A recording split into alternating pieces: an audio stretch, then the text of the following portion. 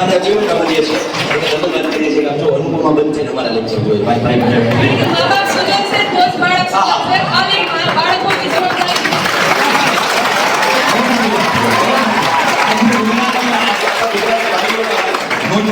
કદાચ અમે નાના મોટી વાત કરીએ છીએ વડીલો વાલીઓ કેમેરાના માધ્યમથી કહું છું, માફ કરજો જો વધારે બોલાય છે તો તમે ખાલી 10% તમારા વર્તનમાં તમારા વ્યવહારમાં દીકરાઓ કે દીકરીઓ પ્રત્યે ધ્યાન દેવામાં ખાલી 10% સુધારો કરશો ને તો તમારા બાળકમાં 80% સુધારો આવી જશે.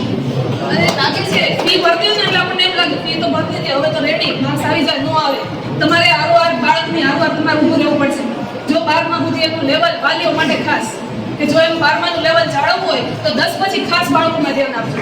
10 પછી કઈ જ જાય લેવલ કમ્પ્લીટ કરી લે 10 એને એમાં વિદ્યાકુલાને જોડાયેલા ને તો 11 ગ્રેડ આવી જ જાય. ઘણા વાલીઓ મને કે ફી ભરાઈ ગઈ ફી એટલે તો ભર્યું છે.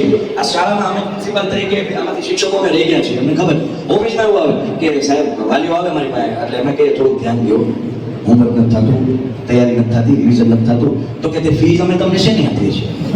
અરે પણ અમારી જવાબદારી છે સાથે તમારી એ જવાબદારી છે. વાલીઓ ખાસ મેં તમને પહેલા જ કીધું નાના મોટી વાત કહીએ તો માફી ચાહું છું, પણ વાલીઓ થોડા જાગૃત થશો તો આપણા બાળકોનું ભવિષ્ય સુધરી જશે.